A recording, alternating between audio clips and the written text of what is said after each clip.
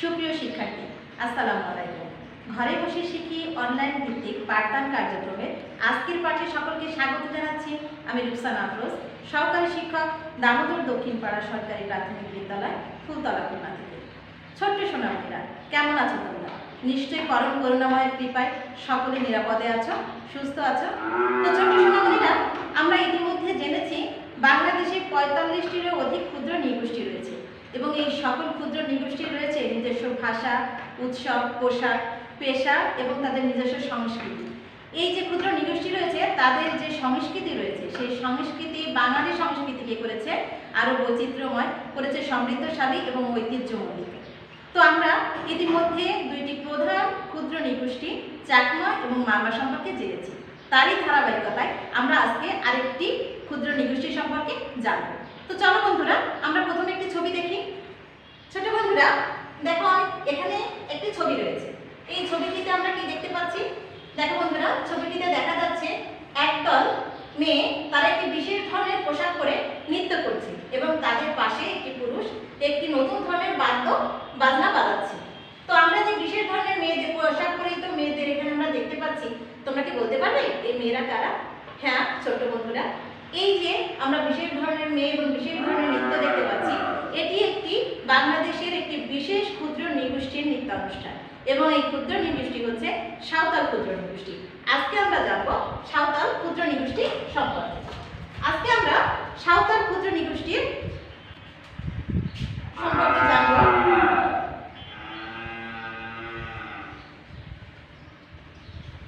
সাঁওতাল নৃগোষ্ঠীর সম্পর্কে তাদের আবাস, তাদের ভাষা, তাদের পোশাক, তাদের খাদ্যাভ্যাস, তাদের পেশা, তাদের উৎসব সহ নানাবিধ বিষয় সম্পর্কে আজকে আমরা জানব। তো চলো বন্ধুরা, প্রথমে আমরা জানি সাঁওতালদের আবাস সম্পর্কে। সাঁওতালরা যেহেতু বাংলাদেশের একটি প্রধান ক্ষুদ্র নৃগোষ্ঠী, সাঁওতালদের বাংলাদেশে বসবাস রয়েছে দিনাজপুর, রাজশাহী, চাঁপাইনবাবগঞ্জ, নাটোর, বগুড়া সহ বিভিন্ন জেলায়। তো এই সাঁওতাল জনগোষ্ঠী বাংলাদেশ ছাড়াও ভারতের বিভিন্ন অঙ্গরাজ্য যেমন ঝাড়খণ্ড, পশ্চিমবঙ্গ, বিহার, উড়িষ্যা এই বিভিন্ন জায়গায়ও তাদের আবাস রয়েছে। নেপাল এবং ভুটানেও কিন্তু অনেক সাঁওতাল নৃগোষ্ঠী রয়েছে। সারা বিশ্বে মোট ৭৪ লক্ষেরও অধিক সাঁওতাল নৃগোষ্ঠী রয়েছে। তার মধ্যে বাংলাদেশে রয়েছে ৩ লক্ষেরও বেশি জনসংখ্যা। তো আমরা বাংলাদেশের মানচিত্রে কোথায় কোথায় রয়েছে সাঁওতালদের আবাস সেটা একটু দেখে আসি। ছোট সোনামণিরা, মানচিত্রের দিকে সকলে একটু লক্ষ্য করো। দেখো বন্ধুরা, এখানে রয়েছে বাংলাদেশের মানচিত্র। বাংলাদেশের মানচিত্রে উত্তর অঞ্চলে এই ক্ষুদ্র সাঁওতাল নৃগোষ্ঠীদের বসবাস। রংপুর, দিনাজপুর, রয়েছে বগুড়া, রয়েছে নাটোর, নওগাঁ, রাজশাহী, এই সকল অঞ্চলে কিন্তু আমাদের মূলত সাঁওতাল নৃগোষ্ঠীদের বসবাস। তো আমরা আবার একটু দেখি, রংপুর, দিনাজপুর, বগুড়া, নওগাঁ, নাটোর, রাজশাহী এই সকল অঞ্চলে রয়েছে আমাদের সাঁওতাল নৃগোষ্ঠীদের বসবাস। ছোট বন্ধুরা, জানলাম তো আমরা সাঁওতালদের আবাস সম্পর্কে। চলো এবার জেনে নেই সাঁওতালদের জীবনধারা সম্পর্কে। সাঁওতাল জনগোষ্ঠীর নিজস্ব ভাষা রয়েছে। সাঁওতালদের যে নিজস্ব ভাষা রয়েছে তার নাম সাঁওতালি ভাষা। সাঁওতালদের নিজস্ব ভাষা থাকলেও কিন্তু কোনো লিখিত বর্ণমালা নেই, অর্থাৎ লেখ্য কোনো বর্ণমালা সাঁওতালদের নেই। তাহলে সাঁওতালদের ভাষার নাম কি বন্ধুরা? সাঁওতালদের ভাষার নাম সাঁওতালি ভাষা। তো আমরা সাঁওতালদের ভাষা সম্পর্কে জানলাম। এবার আমরা জানবো সাঁওতালদের ধর্ম সম্পর্কে। সাঁওতালরা সারি ধর্মের অনুসারী। তাদেরকে ধর্মদেবতাকে বলা হয় বৌগা। যদিও সূর্য দেবতাকে এরা তাদের প্রধান দেবতা মানে, তারপরে তাদের অন্দেবতার নাম মারাঙ্গুরু। এছাড়া সাঁওতাল যে পরিবার রয়েছে সেটি পিতৃতান্ত্রিক পরিবার। তো আমরা জানলাম সাঁওতালদের ধর্ম সম্পর্কে। এবার চলো আমরা জেনে নিই সাঁওতালদের খাদ্যাভ্যাস সম্পর্কে। তো সাঁওতালদের খাদ্যাভ্যাস সম্পর্কে জানার পূর্বে আমরা একটি ছবি দেখি।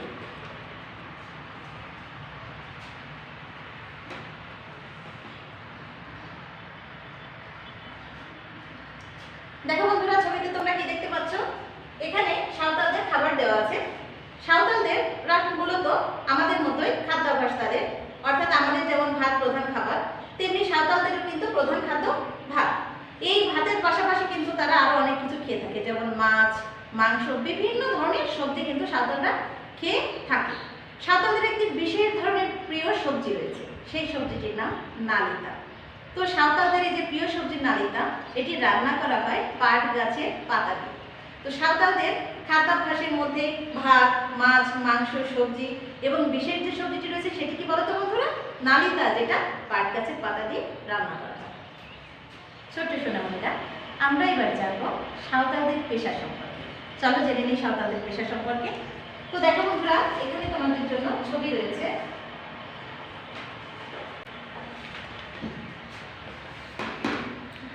দুইটি ছবি। ছবিতে তোমরা কি দেখতে পাচ্ছ? প্রথম ছবিতে রয়েছে একজন সাঁওতাল পুরুষ এবং একজন সাঁওতাল নারী, তারা কৃষি কাজ করছে। দ্বিতীয় ছবিতে আমরা কি দেখতে পাচ্ছি? সাঁওতাল জনগোষ্ঠীর লোকেরা মাছ ধরছে। তো সাঁওতালদের আমরা যে পেশাগুলো দেখলাম ছবিতে, সাঁওতালদের প্রধান পেশা কিন্তু কৃষিকাজ, অর্থাৎ তারা কৃষিজীবী, কৃষিকাজ করে তারা জীবিকা নির্বাহ করে। এছাড়াও সাঁওতালদের আরো বিভিন্ন পেশা রয়েছে। সাঁওতালদের পেশাগুলো যদি আমরা দেখি, তাদের প্রধান পেশা হলো কৃষি। সাঁওতালদের প্রধান পেশা কি? কৃষি। তবে কৃষিকাজ কিন্তু একটু অদ্ভুত টাইপের, অর্থাৎ কৃষিকাজে সাঁওতালদের পুরুষের পাশাপাশি নারীরাও কিন্তু বেশি অংশগ্রহণ করে থাকে। শুধুমাত্র পুরুষেরা হাল চাষ করেই ক্ষান্ত দেন এবং নারীরা সেই বীজ বোনা থেকে শুরু করে ফসল ঘরে তোলা পর্যন্ত যাবতীয় কাজ কিন্তু নারীরা করে থাকে। সাঁওতালদের আরেকটি পেশা রয়েছে, সেটি মাছ ধরা।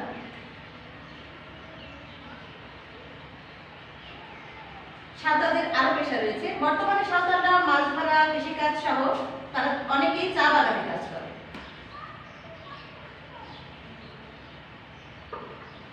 অনেকে আবার কুটির শিল্পের সঙ্গে সংযুক্ত।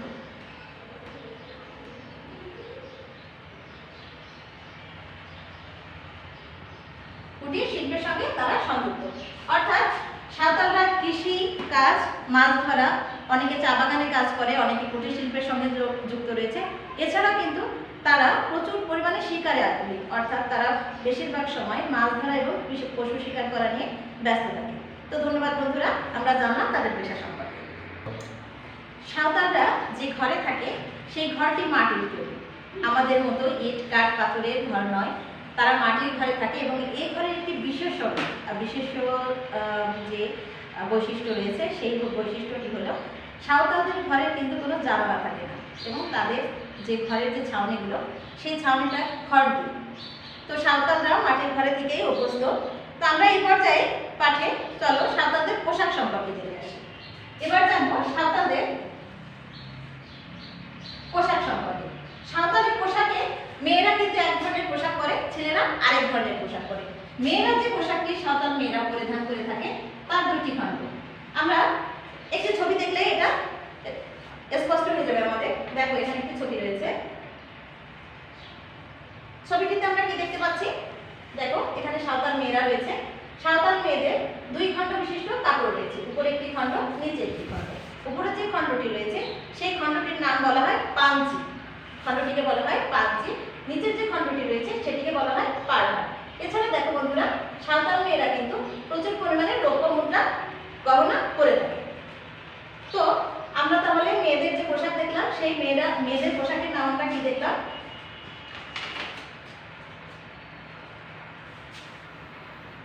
পাঞ্চি এবং নিচের অংশের নাম পাড়হাট। উপরের যে অংশটি সেটি পাঞ্চি, নিচের অংশের নাম পাড়হাট। এছাড়াও তারা আড়া শাড়ি নামক একটি শাড়িও তারা করে থাকে। আমরা যদি সাঁওতাল পুরুষের দিকে তাকাই তো দেখতে পাবো সাঁওতাল পুরুষেরা সাধারণত ধুতি পরে থাকে। সাঁওতাল পুরুষের প্রধান পোশাক ধুতি। তবে বর্তমানে সাঁওতাল পুরুষেরা এর সঙ্গে লুঙ্গি, গামছা, শার্ট,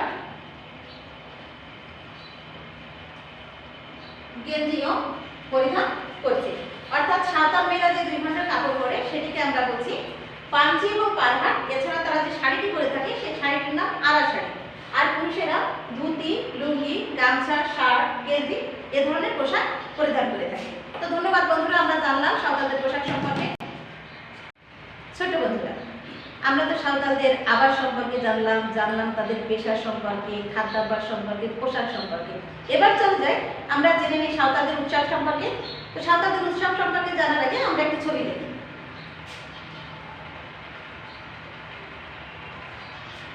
শিক্ষার্থী বন্ধুরা, ছবিটিতে আমরা কি দেখতে পাচ্ছি? ছবিটিতে আমরা দেখতে পাচ্ছি দল বেঁধে সাঁওতাল নারীরা নৃত্য করছে, আর পাশে বাদ্য বাজাচ্ছে তাদের পুরুষেরা। তো এরকমই সাঁওতাল জনগোষ্ঠী কিন্তু প্রচুর উৎসব প্রিয়। 12 মাসে 13 পার্বণ যেন তাদের লেগেই থাকে, এবং এই সকল উৎসব কিন্তু তারা খুবই জাঁকজমকের সঙ্গে পালন করে। এই সকল অনুষ্ঠান কিন্তু তারা নাচ, গান, বাদ্য বাজনার সঙ্গে জাঁকজমকভাবে পালন করে থাকে। তো আমরা এবার সাঁওতালদের উৎসব সম্পর্কে বিস্তারিত জানব। তো আমরা জানবো সাঁওতালদের উৎসব। সাঁওতাল উৎসব, সাঁওতালদের যে প্রধান উৎসব রয়েছে সেই উৎসবের নাম সোহরাই উৎসব। সোহরাই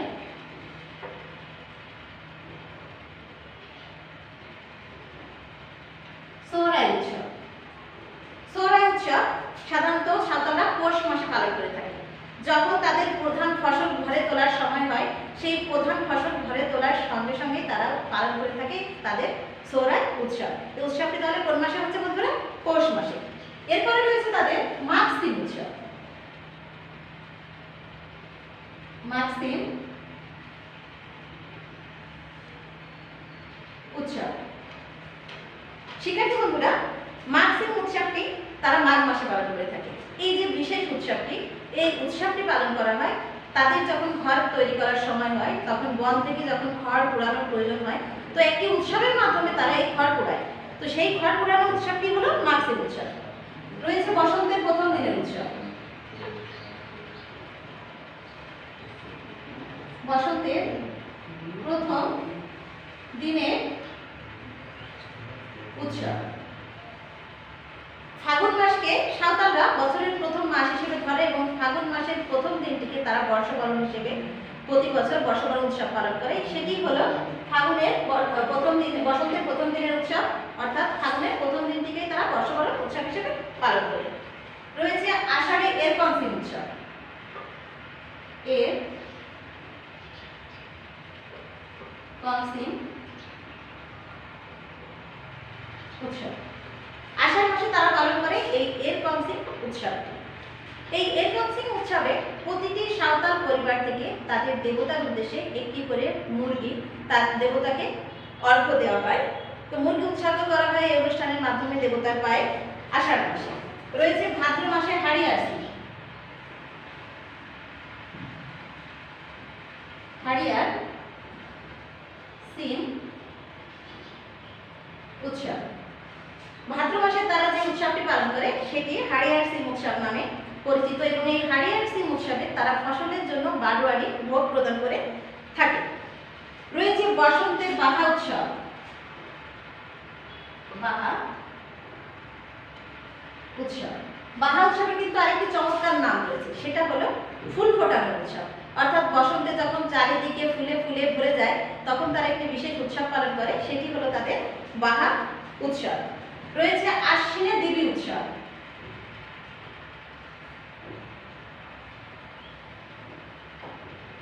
দেবী উৎসব। আশ্বিন মাসে তারা যে উৎসবটি পালন করে সেটি দেবী উৎসব, এবং বৈশাখে রয়েছে হোম উৎসব। বৈশাখে হোম উৎসব। বৈশাখ মাসেও তারা একটি বিশেষ উৎসব পালন করে থাকে, সেই উৎসবটির নাম হোম উৎসব। তো আমরা বন্ধুরা দেখি সাঁওতালদের তাহলে কত ধরনের উৎসব আমরা দেখতে পাচ্ছি। সাঁওতালরা কিন্তু সারা বছর একেবারে জাঁকজমকের সঙ্গে উৎসবমুখর পরিবেশে তাদের জীবনযাপন করে থাকে। রয়েছে তাদের আশ্বিনে দেবী উৎসব, তাদের প্রধান উৎসব সোহরাই উৎসব, যেটি পৌষ মাসে তারা পালন করে। রয়েছে মাঘ মাসে মাঘ সিম উৎসব। রয়েছে ফাগুন মাসে বসন্তের প্রথম দিনের উৎসব।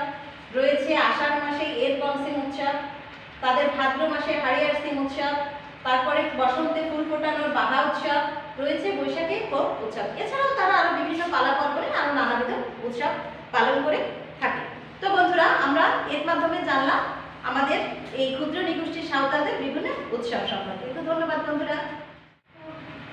শিক্ষার্থী বন্ধুরা, আমি এই পর্যন্ত সাঁওতাল ক্ষুদ্র নৃগোষ্ঠী সম্পর্কে যে সকল তথ্য তোমাদের দিয়েছি, তোমরা তোমাদের পাঠ্য বইয়ের 14 এবং 15 নম্বর পৃষ্ঠাটি, অর্থাৎ এই পৃষ্ঠাটি যখন খুলবে দেখবে আমি তোমাদের আজকে যে ধারণাগুলো আলোচনা করেছি সেই সকল ধারণাই কিন্তু তোমাদের পাঠ্য বইয়ের এই 2 পৃষ্ঠাতে সন্নিবেশিত রয়েছে। তো বন্ধুরা, আমরা কিন্তু ইতিমধ্যে 3টি ক্ষুদ্র নৃগোষ্ঠী সম্পর্কে জেনে গেছি। আমরা পূর্বে জেনেছিলাম চাকমা এবং মারমা সম্পর্কে, আজ জানলাম সাঁওতাল ক্ষুদ্র নৃগোষ্ঠী সম্পর্কে। এখন বন্ধুরা বলো তো, চাকমা মারমা জনগোষ্ঠী এবং সাঁওতালদের মধ্যে কি কি পার্থক্য রয়েছে? তো বন্ধুরা, আমরা একটু জেনে নেই সাঁওতাল জনগোষ্ঠীর সঙ্গে চাকমা এবং মারমা জনগোষ্ঠীর কি কি পার্থক্য রয়েছে। যদিও এই যে আমরা 3টি ক্ষুদ্র নৃগোষ্ঠীর কথা বললাম, এদের জীবনধারা প্রায় একই রকম, তবুও কিছু পার্থক্য রয়েছে। যেমন চাকমা এবং মারমা ক্ষুদ্র নৃগোষ্ঠীরা বাংলাদেশের পশ্চিম অঞ্চলে বসবাস করে, অর্থাৎ আবাসগত একটা পার্থক্য কিন্তু রয়েছে। আর এই আবাসগত পার্থক্যের কারণে কিন্তু তাদের দৈহিক গঠন, তাদের চেহারা কিছু পার্থক্য রয়েছে।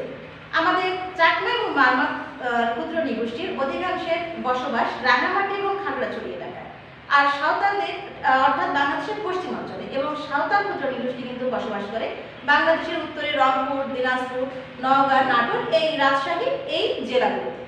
তো এই যে সাঁওতাল নৃগোষ্ঠী এবং তোমাদের মারমা এবং চাকমা নৃগোষ্ঠীর মধ্যে আবাসগত একটি পার্থক্য রয়েছে। এছাড়া এদের আবাসস্থল অর্থাৎ ঘর সম্পর্কিত পার্থক্য রয়েছে, যেখানে চাকমা এবং মারমা জনগোষ্ঠীর যে ঘর রয়েছে সেটা কিন্তু সাধারণত কাঠ এবং বাঁশ দিয়ে উঁচু মাচা করে তৈরি করা হয়। অন্যদিকে দেখো, তোমাদের সাঁওতাল জনগোষ্ঠীর দিকে যদি আমরা তাকাই তো দেখতে পাবো তাদের ঘরগুলো কিন্তু মাটির তৈরি, এবং এই ঘরের একটি বিশেষ বৈশিষ্ট্য রয়েছে যে ঘরগুলোতে কোনো জানালা থাকে না এবং উপরে এটি খড়ের ছাউনি দেওয়া থাকে। এছাড়া আমরা দেখতে পাই সাঁওতাল জনগোষ্ঠীরা সারি ধর্মের অনুসারী, আর আমরা যে চাকমা এবং মারমা ক্ষুদ্র নৃগোষ্ঠী দেখেছি তারা কিন্তু বৌদ্ধ ধর্মের অনুসারী। উৎসবের দিকেও যদি যাই তাহলে দেখতে পাবো যে উৎসবেও বিভিন্ন পার্থক্য রয়েছে, অর্থাৎ প্রত্যেকটি উপজাতি তাদের নিজস্ব ধারা অনুযায়ী বিভিন্ন উৎসব পালন করে থাকে। যদি তাদের পেশার দিকেও যাই দেখতে পাবো যে পেশাগতভাবেও কিন্তু এদের পার্থক্য রয়েছে। চাকমারা সাধারণত জুম চাষ করে, আর মারমারা কৃষিকাজ করলেও জুম পদ্ধতিতে করে না, এবং সাঁওতালরাও কিন্তু জুম পদ্ধতিতে কৃষিকাজ করে না। তো এই দেখতে পেলাম আমরা চাকমা এবং মারমা জনগোষ্ঠীর সঙ্গে সাঁওতালদের আপাত দৃষ্টিতে পার্থক্য। তো এ পর্যন্ত ধন্যবাদ বন্ধুরা। এতক্ষণ তো আমরা অনেক তোমাদের বিভিন্ন জিনিসের উপর সাঁওতালদের আবাস, তাদের পোশাক, তাদের পেশা, উৎসবের উপর আমরা বিভিন্ন আলোচনা শুনলাম। তো এবার এসো আমরা কিছু প্রশ্নোত্তর আলোচনায় যাই। অর্থাৎ তোমাদের এতক্ষণ যে বিষয়গুলো সম্পর্কে আমি বললাম সেই বিষয়ের থেকে আমরা একটু প্রশ্নোত্তর আলোচনা করি।